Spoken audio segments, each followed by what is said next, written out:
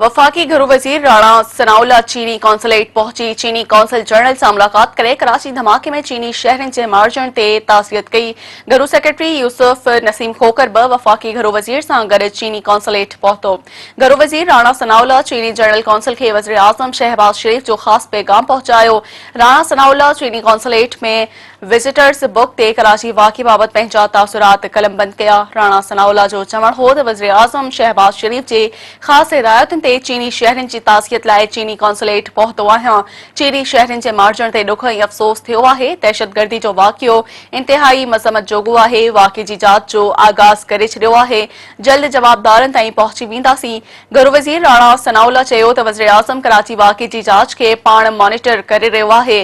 घरू वज़ारत ॻुझा इदारा ऐं सिंध हुकूमत करे जी वाक़े जी जांच करे रही आहे। चीनी शहरन जे मार्जन ते सॼी क़ौम दुख में वरतल आहे। पाक चीन दोस्ती खे नुक़सान पहुचाइण जी हर कोशिश ऐं साज़िश खे नाकाम बणायो वेंदो।